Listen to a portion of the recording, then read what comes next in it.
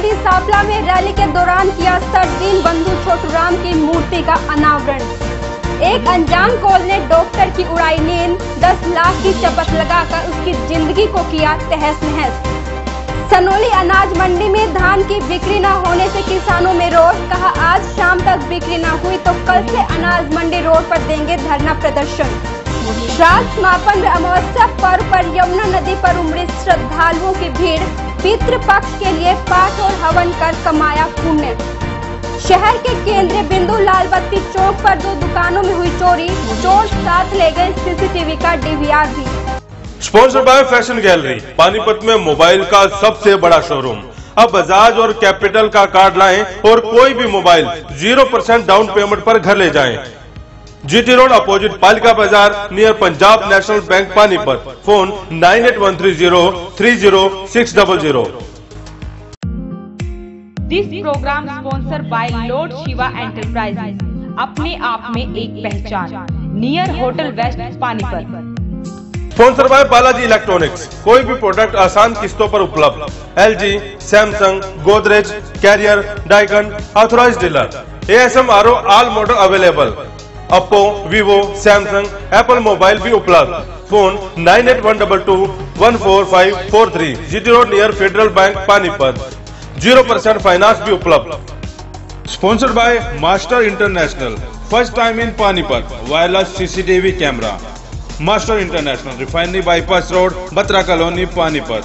नमस्कार, आप देख रहे हैं वॉइस ऑफ पानीपत पर पानीपत दनादन। मैं हूं पिंकी धीमान। आइए बढ़ते हैं आज की पहली खबर की ओर। प्रधानमंत्री नरेंद्र मोदी की गढ़ी सांपला में हुई रैली के दौरान पानीपत ग्रामीण से हजारों की तादाद में कार्यकर्ता रैली में पहुंचे। काफिले को भाजपा जिलाध्यक्ष प्रमोद विज और ग्रामीण विधायक महिपाल ढांडा ने हरी झंडी दिखाकर रवाना किया।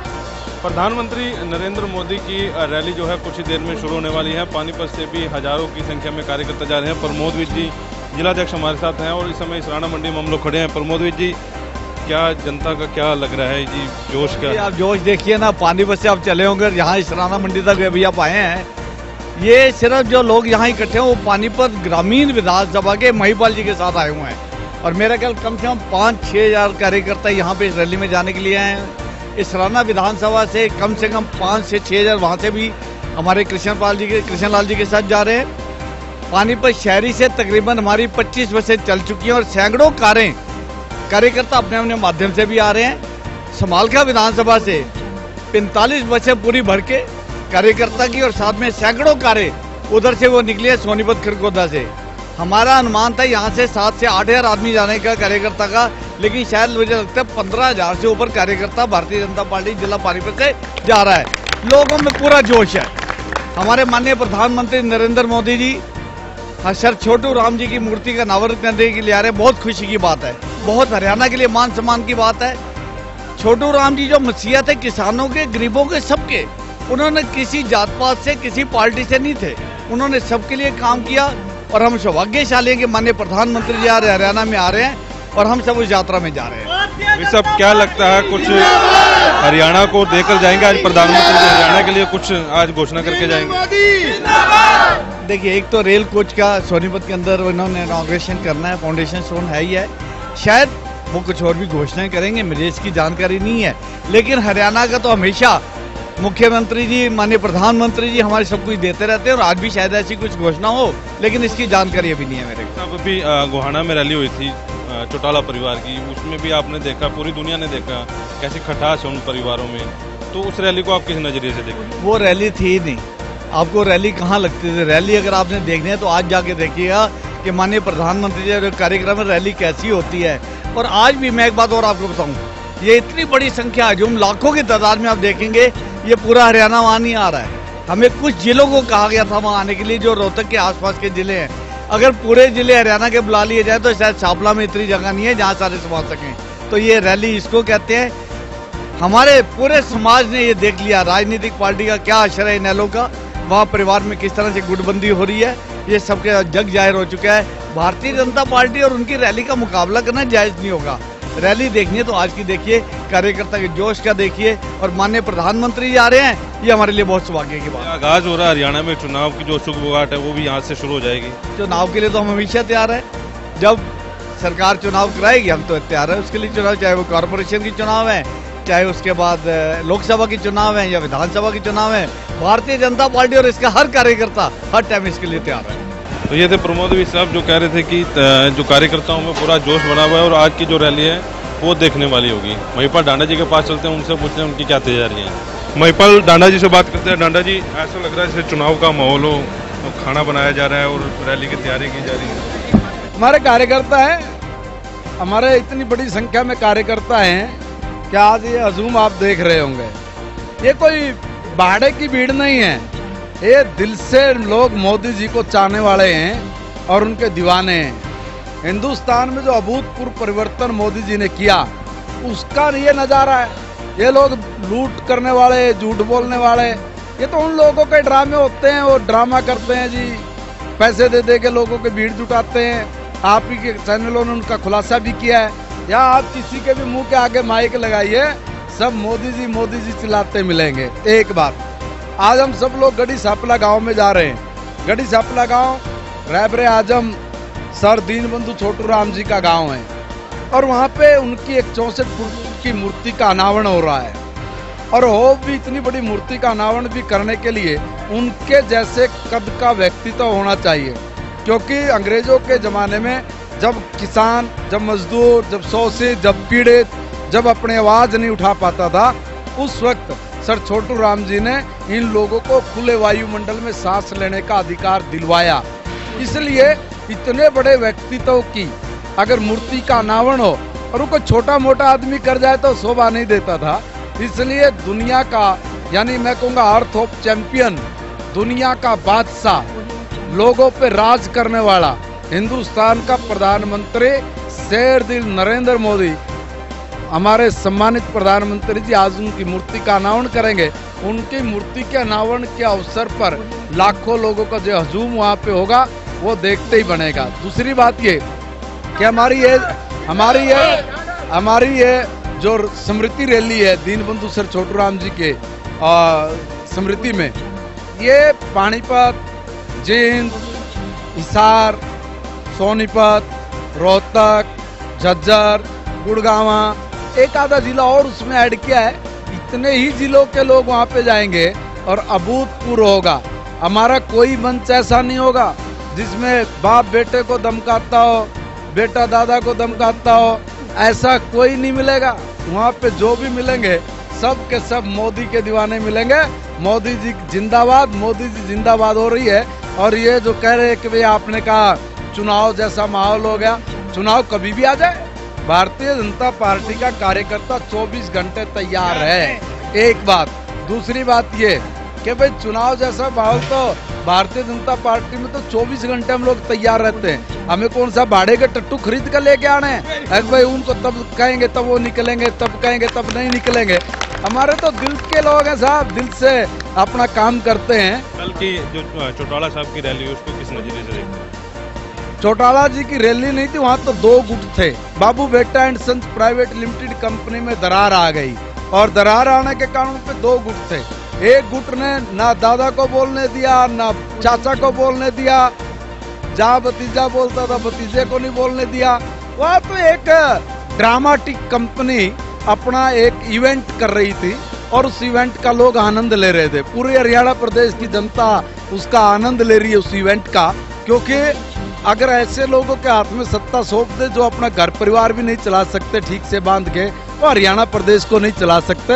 हमारी हम तो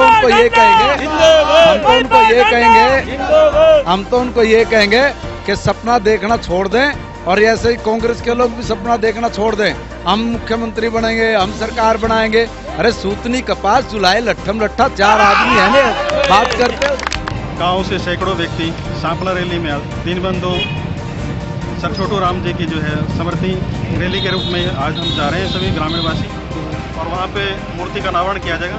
माननीय प्रधानमंत्री नरेंद्र मोदी जी आज मूर्ति का अनावरण करेंगे और साथ ही वहाँ पे गढ़ी सापला में आज रेल कोच फैक्ट्री वहाँ पे निर्माण के लिए उसका शुभारंभ किया जाएगा। आज सभी में हर्ष उल्लास के साथ सभी ने ये संकल्प लिया कि हम लोग भारतीय जनता पार्टी को और मजबूती के साथ आगे बढ़ेंगे। अब जो खबर हम आपको दिखाने जा रहे हैं उसे जरा ध्यान से देखिएगा, क्योंकि ऐसा आपके साथ भी हो सकता है। एक डॉक्टर को उसी के पड़ोसी ने अनजान कॉल के आधार पर 10 लाख रुपए की शपथ लगा दी और उसकी जिंदगी को तहस नहस कर दिया। और इतना ही नहीं, जब वो इसकी शिकायत लेकर पुलिस के पास गया तो पुलिस का रवैया वाकई चौंकाने वाला था। आइए आपको पूरा मामला दिखाते हैं। तस्वीरों में दिखाई दे रहा ये शख्स कुटानी रोड स्थित न्यू दलबीर नगर में क्लिनिक चलाने वाला वह डॉक्टर है जो अपनी और अपने बच्चों की जिंदगी बचाने के लिए एक अनजान कॉल के आधार पर अपना घर और दुकान तक सब कुछ खो चुका है, क्योंकि उस अज्ञात युवक ने 3 महीने से ब्लैकमेलिंग के जरिए इससे 10 लाख रुपए ऐंठ लिए और उसकी मांगों को पूरा करने के लिए उसने अपनी दुकान और घर तक भी गिरवी रख दिया था। बहरहाल अब उसके पास फिरौती वाले को देने के लिए कुछ नहीं बचा है।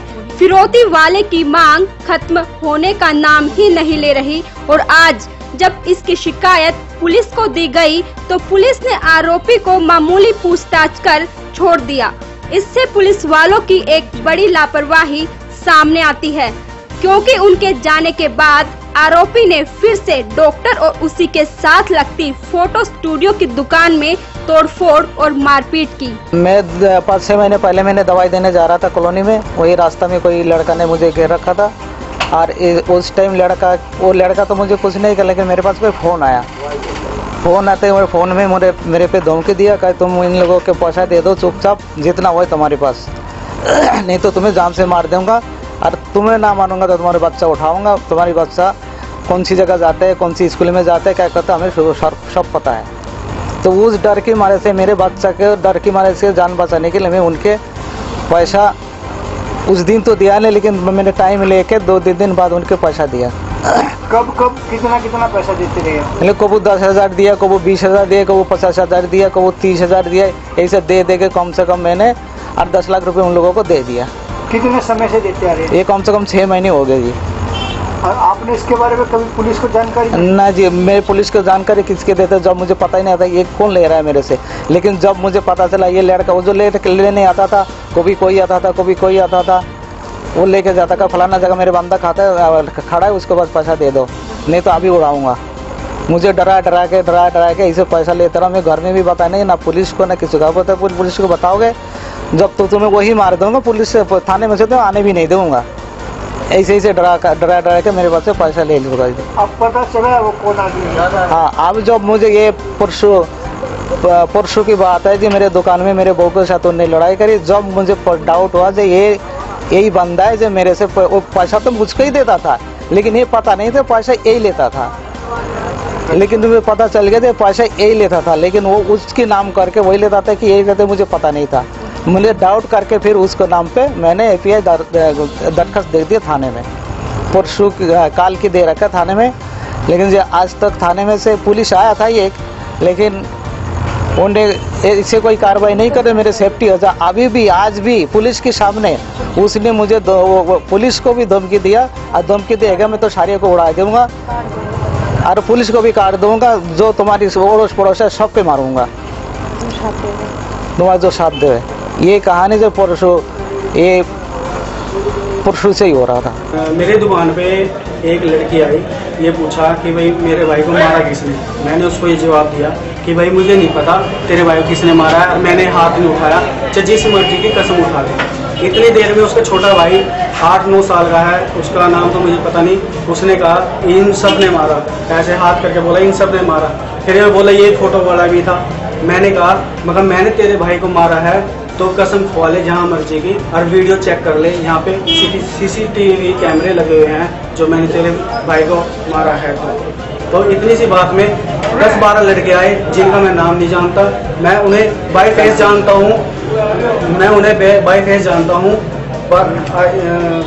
हूँ, उनमें से एक लड़के ने मुझे मेरे आगे आकर उन लड़कों को रोका। उधर से एक हमारे दादाजी हैं, उन्होंने वो भी मुझे आगे से बचाया, और जिससे मतलब वो लड़के पीछे हट गए। ऐसे में क्लिनिक के साथ ही दुकानदारों और कॉलोनी वासियों का कहना है, जिस दौरान आरोपी वारदात को अंजाम दे रहे थे, उस दौरान वहां खड़े लोग पुलिस कंट्रोल के नंबर 100 नंबर पर फोन कर रहे थे, लेकिन पुलिस ने लोगों की बात को अनसुना किया। एक के बाद एक करीब 15 बार पुलिस कंट्रोल नंबर पर फोन किया गया, लेकिन पुलिस की तरफ से कोई भी पुलिसकर्मी मौके वारदात पर नहीं पहुंचा। इस घटना के 3-4 घंटे के बाद पुलिस वहां आई। लोगों का आरोप है, पुलिस ने पीड़ितों को थाने में आकर ही शिकायत देने की हिदायत दी। पुलिस की इस तरह की कार्रवाई व जवाबदेही से लोगों में रोष है। मैंने जब उसको दुकान में बैठने के लिए मना किया तो उसने भी मेरे को डराया, धमकाया और पिस्तौल दिखाया। पिस्तौल दिखा के धमकी दिया, तेरे भी जान से मार दूंगा, तेरे बच्चों को भी मार दूंगा, लाश गिरा दूंगा। यही क्या चाहता था वो? ये तो मुझे नहीं पता क्या चाहता था वो, मुझे बताया नहीं उन्होंने।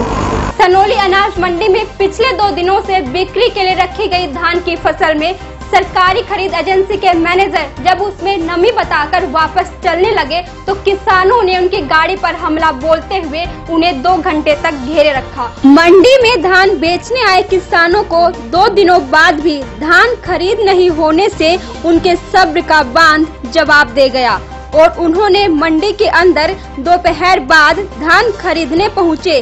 खरीद एजेंसी के मैनेजर द्वारा धान में नमी बताने पर एकजुट होकर धान खरीद एजेंसी, हैफेड, प्रशासन व सरकार के खिलाफ जमकर नारेबाजी कर रोष प्रदर्शन किया। किसान नरेश, सतपाल, पवन, सतीश, सुनील, राजेश और बलवान का कहना है कि सनोली मंडी में 2 दिनों से धान बेचने के लिए धान डाली गई है। मंडी में धान खरीद एजेंसी हैफेड द्वारा धान में नमी बताकर चले जाते हैं। दिन रात मंडी में धान के ढेरों का पहरा दे रहे हैं। मंडी में धान लेकर बेचने आए किसानों की धान खरीद नहीं होने से मंडी में किसानों ने सरकार व धान खरीद एजेंसी को चेतावनी देते हुए कहा कि अगर मंगलवार शाम तक उनकी धान की खरीद नहीं हुई तो वे सड़क पर जाम लगाकर धरना देंगे।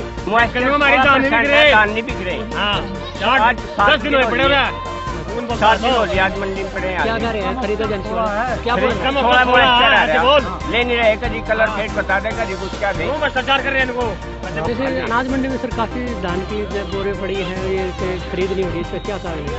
जो मोस्टर देखो ना कारण जो 20 से 25 तक मोस्टर है, जो झूठ पर सब झूठ तो ले नहीं रहे मोस्टर की दे वो हमने परचेज कर 16 दिन कितने रे बाबू? 20 ओ भाई 25 एक मत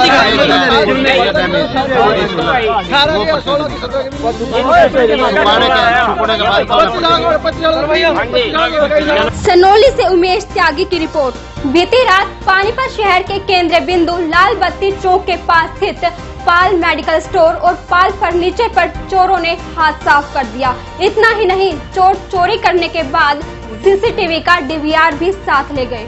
पानीपत शहर के केंद्रीय बिंदु लाल बत्ती चौक पर बीती रात चोरों ने पाल फर्नीचर और पाल मेडिकल में हाथ साफ कर दिया। चोर शोरूम में हाथ साफ करते समय सीसीटीवी का डीवीआर भी अपने साथ ले गए और एक चाकू वहां छोड़ गए। वहीं शोरूम के मालिक प्रीतपाल सिंह का कहना है वह रात को 9 बजे शोरूम को बंद करके चले गए थे। उन्हें सुबह 8:30 बजे पड़ोसियों ने फोन पे जानकारी दी कि उनके शोरूम में चोरी हो गई है, जिसके बाद वह मौके पर पहुंचे और पुलिस को जानकारी दी। रात को दुकान हम लोग बढ़ा के गए थे तो अपना सुबह मेरे को पड़ोसियों ने बताया कि हमारी दुकान पर चोरी हुई है। तो लास्ट ईयर भी पहले इसी तरह से चोरी हुई थी, अब दोबारा चोरी हुई है यहाँ पर। तो प्रशासन से भी हमने कुछ दिन पहले पालिका बाजार में मीटिंग हुई थी तो रिक्वेस्ट की थी उनसे हमने कि यहाँ पर लाइट का अरेंजमेंट नहीं है, कैमरे नहीं है आस पास। तो उन्होंने आश्वासन दिया था कोई पेट्रोलिंग नहीं होती रात को पीछे गली में, तो उन्होंने आश्वासन दिया था कि हम 1 हफ्ते के अंदर ये सारी काम हम करके देंगे, जिसकी वजह से हमने अपना जो मार्केट जो हमारी हमने बंद रखनी थी, सारा पानीपत की मार्केट है, तो उनके आश्वासन से हमने वो बंद नहीं किया था। पर सिर्फ 3-4 दिन के बाद ही हमारा जो है ये यहाँ पर चोरी हो गई। और वजह वही है जो पहले साल से हम मांग करते आ रहे हैं कि कोई हमारी यहाँ पर पेट्रोलिंग नहीं होती, ना ही कोई लाइट की व्यवस्था है। अब लगभग नुकसान हमारा तोड़-फोड़ अंदर ज़्यादा हुई है, DVR तोड़ के ले गए हैं और कुछ जो पैसे थोड़े बहुत पड़े थे वो गले से कितना ज़्यादा नहीं था, 2-3 हज़ार। वहीं पुलिस ने मौके पर FSL टीम के साथ पहुंचकर जांच शुरू कर दी है। जांच अधिकारी का कहना है कि उन्हें सूचना मिली थी कि लाल बत्ती चौक पर चोरी हो गई है, जिसके बाद मौके पर पहुंचकर जांच शुरू की गई है।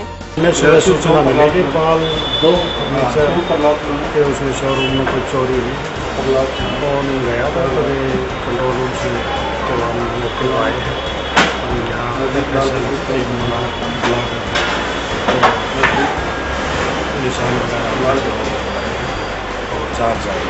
आज श्राद्ध के समापन पर और अमावस्या पर्व को लेकर यमुना नदी पर हजारों की संख्या में श्रद्धालुओं ने डुबकी लगाकर पूजा अर्चना की। आज सुबह से श्रद्धालु पैदल, मोटरसाइकिलों, जीपों, 3 व्हीलरों, ट्रैक्टर तथा बसों आदि में यमुना नदी की ओर स्नान के लिए आना शुरू हो गए थे। महिलाएं भजन गीत गाते हुए पहुंची। यह सिलसिला दोपहर बाद 4 बजे तक चला और हजारों श्रद्धालुओं ने यमुना नदी में डुबकी लगाकर, प्रसाद चढ़ाकर, दीप जलाकर पूजा अर्चना की और श्राद्धों के समापन पर पितरों के लिए पूजा अर्चना, हवन यज्ञ कर दान पुण्य कमाया। आज आश्विन महीने की अमावस्या है। आज पितृ पर्व का समापन हो गया है और अभी कल से नवरात्रे लग जाएंगे, इसलिए आज आश्विन महीने की अमावस्या है, इसका बहुत ही महत्व है। वॉइस ऑफ पानीपत के लिए सनोली से उमेश त्यागी की रिपोर्ट। अब तक के लिए सिर्फ इतना ही। देखते रहिए वॉइस ऑफ पानीपत। नमस्कार। Master repairing centre. अब किसी भी प्रकार की LED लाइट या कैमरा हो खराब, नहीं है कोई चिंता की बात। मास्टर रिपेयरिंग सेंटर है आपके साथ। फोन 92533 42393।